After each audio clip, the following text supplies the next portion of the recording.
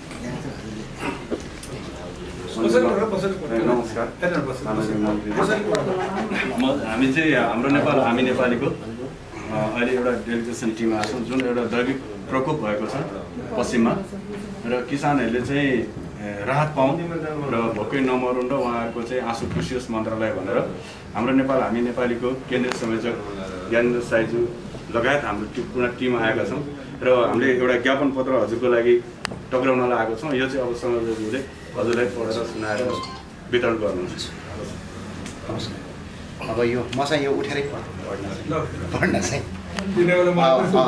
सर्वप्रथम त मन्त्रीज्यूलाई बधाई पनि छ र शुभकामना पनि र विजया दशमीको हजुरलाई अब तिहारको छठ पर्वको पनि शुभकामना छ।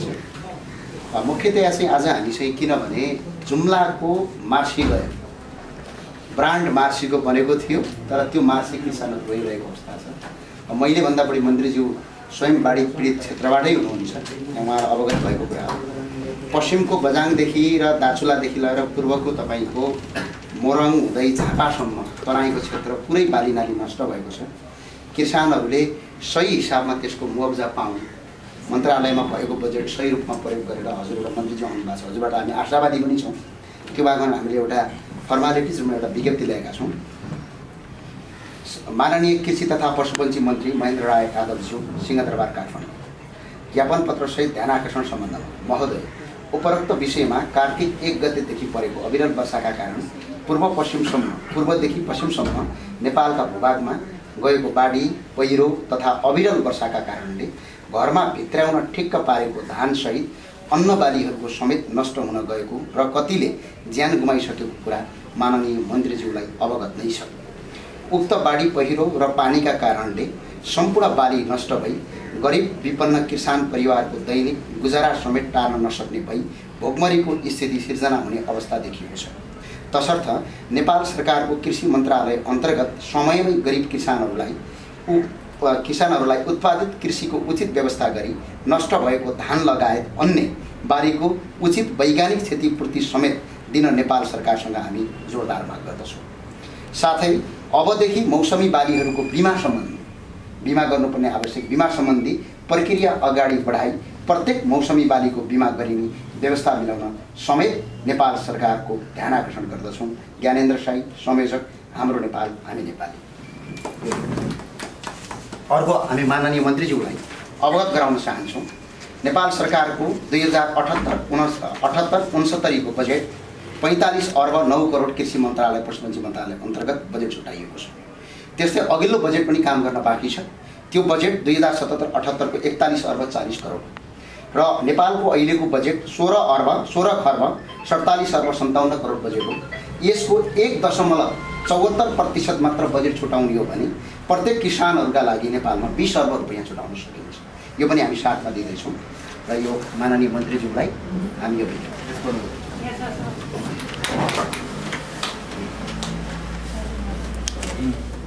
हामीले यो सबै एज इट इज यही हो। फाइल सजिलो होला भनेर फाइल एउटै फाइलमा राखिदिएको छु।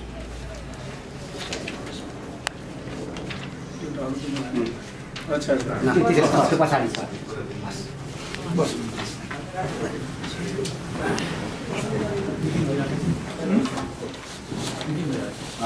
एउटा यो पनि दिनुहोस् त यो पनि हो है कृषि 7वटा प्रदेशका कृषि मन्त्रीहरूको पनि बैठक बसाल्दै हुनुहुन्छ भन्ने कुरा सुनेका छौँ सबै कुरा सुनौँ र अनि नागरिकले छिटै राहत पाउन अब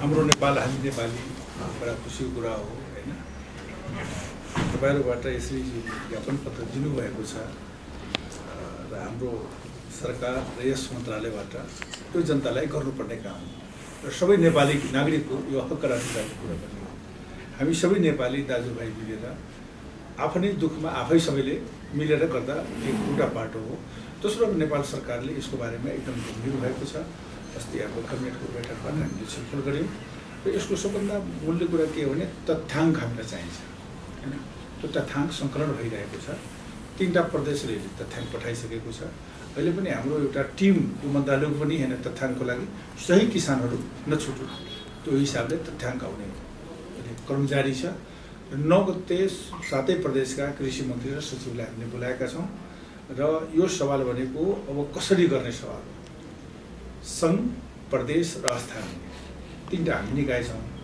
अब 3टा निकाय मिलेर कसरी यसलाई गर्न सकिन्छ भने त्यो सवालमा हाम्रो सामूहिक छलफल हुन्छ र 9 गतेको छलफलपछि यसलाई एउटा कमसेकम सरकारसँग होइन छलफल हुन्छ र यो अहिले गठबन्धन पनि छ हामीले त्यहाँ पनि गठबन्धनसँग पनि कुरा गरेका छौँ तपाईँहरू पनि यो राष्ट्रको सवाल हो मुखमा आएको अन्न चाहिँ सुन्यो होइन यो वर्षाले समाप्त भयो एकदम संवेदनशील विषय छ आउने दिन पनि योभन्दा गम्भीर हुनेछ किनकि अब यो गेहूँ बाली आदि इत्यादि जुन बाली छ यो प्राकृतिक प्रकोप भयो यसलाई सरकार गम्भीरता रूपमा लिएको छ यो मन्त्रालय पनि हामी जिम्मेवारी सम्हालेका छौँ हामी निश्चित रूपमा नेपाली दाजुभाइलाई जुन मार्का परेको छ त्यसलाई राम्रो राहत स्वरूप दिने एउटा हो त्यसपछि पनि उहाँहरूलाई आउने समस्याहरूमा जुन जटिलताहरू छन् त्यसको लागि कसरी व्यवस्थित गर्न सकिन्छ हामी जान्छौँ भने तथ्यको आधारमा जो किसानको मार्का त्यसले पाउनु मन लाग्छ कि यो नेपालको लागि एउटा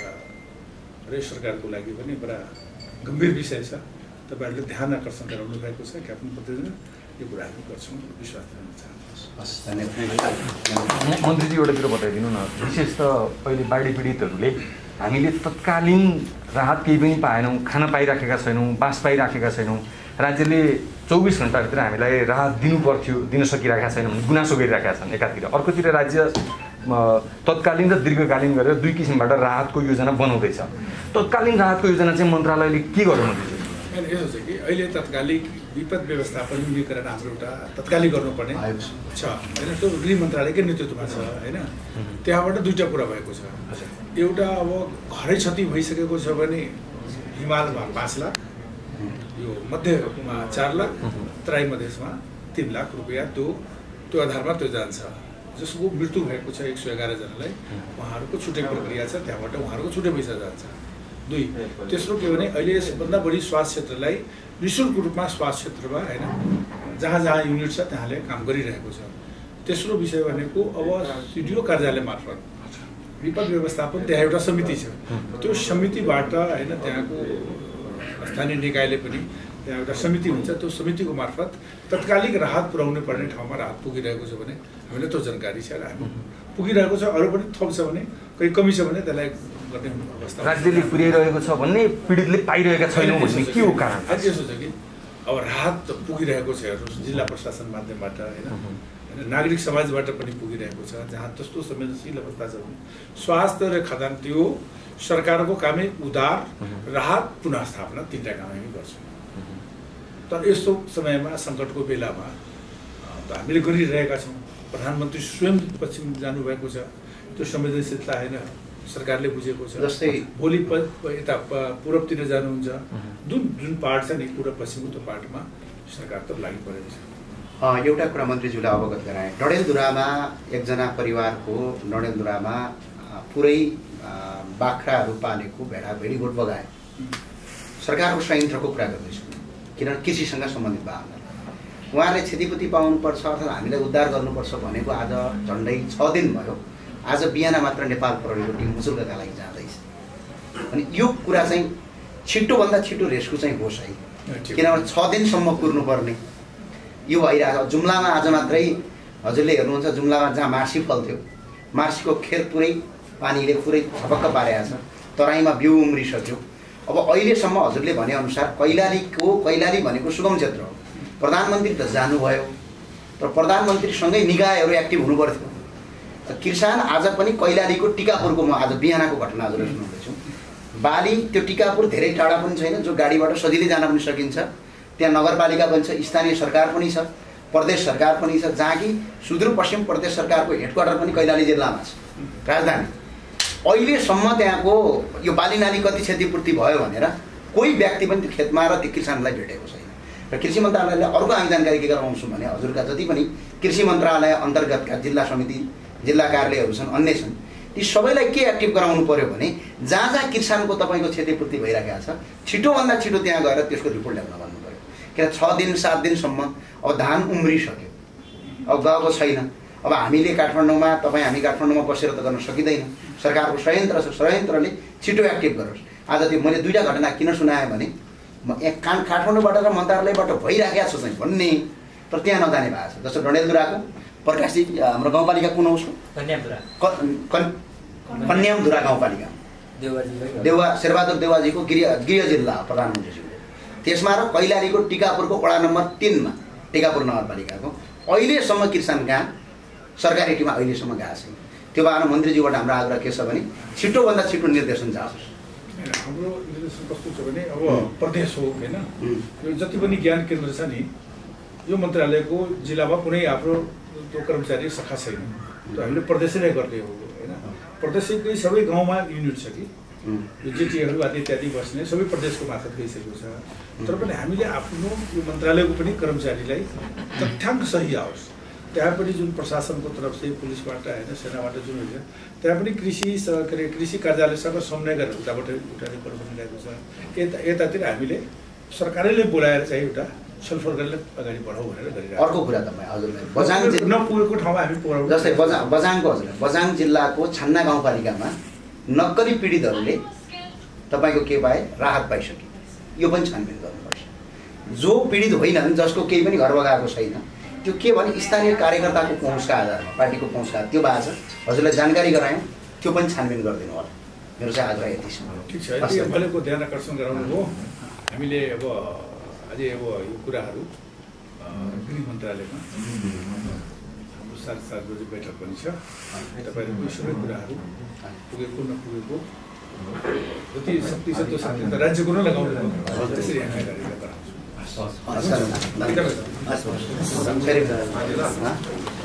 हजुरलाई हामीलाई के गर्न पर्यो सम्झिनु होला। हाम्रो देशभरि टिम छ, टिमले काम गर्छ। हैन, तपाईँले सबै कुरा सुनिरहेको छु, प्रत्यक्ष भेटघाट भयो हैन। त्यस कारणले यो राम्रै भयो। तपाईँहरू साथीहरूले राष्ट्रको लागि, देशको लागि जुन अभियान छ त्यो अभियान अगाडि तपाईँहरूको बढोस्, जनताको हितमा, राष्ट्रको हितमा भन्नुपर्छ। कार्यकाल सफल होस्। ल धन्यवाद।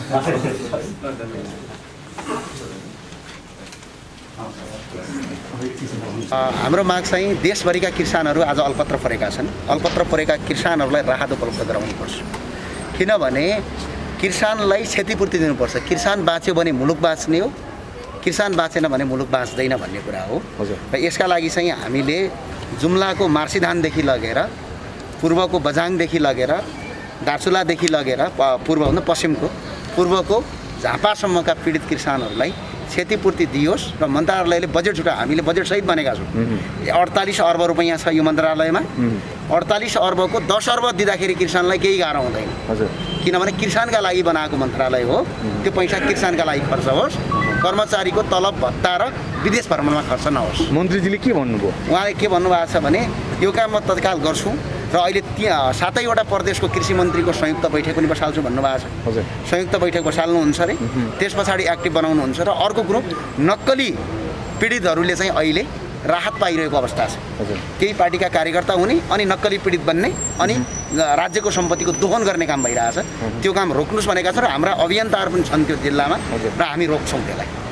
नक्कली पीडितलाई चाहिँ सरकार अन्तर्गत बसेर गृह मन्त्रालय अन्तर्गत बसेर यिनीहरूलाई कानुनी कारबाही गर्नुपर्छ। कृषि मन्त्री महेन्द्र राय यादवले दिनुभएको जुन प्रतिक्रिया छ त्यसबाट तपाईँ सकारात्मक भएर पोजिटिभ भएर निक्लिनु भयो? होइन, आशा गर्ने हो।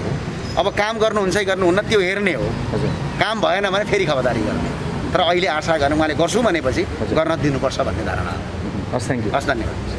जान्छन् आउँछन् कर्मचारीहरू सुन्नु यो दसैँको बेला ड्युटी हो क्या फोटो खिचिराख्नु त मेरो फिल्ममा छाप्नु होला फिल्म राख्नुहोस् होइन यो कुरा राम्रो गर्नु मलाई हेर्नुहोस् मलाई काम गर्छु सुन्नु यहाँ मेरो नाम पनि ड्युटी गर्ने मान्छे खाओस् के अब ड्युटी गर्नेले खाओस् न मलाई प्लिज है मैले दाइले देखेर मैले दौडेर आयो कि एकछिन मलाई यता नम्बर दिनु व्हाट्सएपमा पठाइदिनु हुन्छ नि होइन मेरो नम्बर ड्युटी नगरेर खाइरहेछ तलब हो होइन ओभर टाइम खाइरहेछ काम गरेर खाना मान्छे खाओस् होइन दोस्रो गर्छ म होस् कि अरू होस् खिचिराख्नु है एकैछिन ठिकै मलाई जहाँ पनि त्यही हुन्छ कि हजुर न प्रणाम गुरु प्रणाम भित्र गइसकेपछि मन्त्रीसँग कस्ता खालका कुरा भयो कृषकको लागि के कस्ता आवाजहरू बनेर कृषकका लागि छिटै राहत प्याकेज दिन्छु भन्नुभएको छ उहाँले र राहत प्याकेज उहाँहरूले दिने भन्नुभएको छ र 7वटा प्रदेशका कृषि मन्त्रीहरूलाई संयुक्त जोइन्ट भेन्चर मिटिङ गर्ने भन्नुभएको छ र छिटोभन्दा छिटो चाहिँ हामी किसानको राहत दिन्छौँ भन्नुभएको छ। हामीले चाहिँ के भनेका छौँ भने किसानलाई छिटोभन्दा छिटो राहत दिनु, राहत रोक्ने कुरा होइन, यसलाई अगाडि बढाउनुपर्छ। किसानहरू जुम्लाको मार्सीदेखि लगेर तराईका फाँटफाँटमा आज किसानहरू रोएको अवस्था छ। झन्डै 78 अर्ब झन्डै 48 देखि 78 अर्बको रेन्जमा बजेटहरू पहिले पनि परेको हो। अहिले चाहिँ 48 अर्ब रुपैयाँ छ। त्यो 48 अर्बको जम्मा 10 अर्ब मात्र किसानका लागि छुट्याइदियो भनेपछि किसान भोकै मर्नु पर्दैन। किसान बाँच्यो भने हामी बाँच्छौँ, हामी बाँचेपछि हामी बाँच्छौँ। किसान मर्यो भनेपछि सारा संसार मर्छ। आज किसान मर्नुपर्ने अवस्था छ। यो कृषि प्रधान देश हो र सरकारले त्यत्रो बजेट वार्षिक रूपमा तपाईँको फ्रिज गर्छ। त्यो फ्रिज गरेको बजेट चाहिँ किसानका लागि खर्च गरोस् भनेर कृषि मन्त्रीसँग कुराकानी भएको छ। कृषि मन्त्रीले गर्छु भन्नुभएको छ।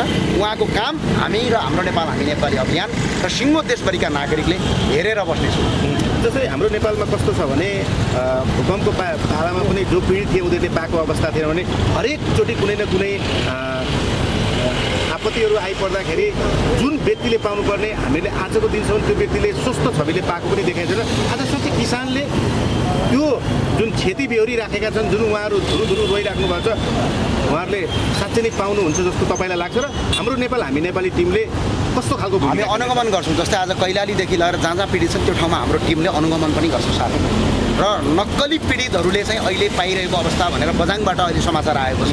अहिले कृषि मन्त्रीलाई हामीले त्यो पनि जानकारी गरायौँ र आज अहिले गृह मन्त्रालयको बेलुका 4:30 बजे मिटिङ पनि छ भन्नुभएको छ। उहाँले त्यो कुरा उठाउँछु भन्नुभएको छ। नक्कली पीडितहरूले जहाँ जहाँ पार्टीका कार्यकर्ता भएर जसरी तपाईँहरूले लुटिराख्नु भएको छ, अब अभियान र देशको सिङ्गो नागरिकहरू छन् र त्यस्ता किसिमका तपाईँको कुनै गतिविधि आयो भने हामीलाई सम्पर्क गर्नुहोस्। हामी त्यस्ता व्यक्तिलाई कारबाहीका लागि सिफारिस गर्छौँ। हस्, धन्यवाद। हस्, धन्यवाद।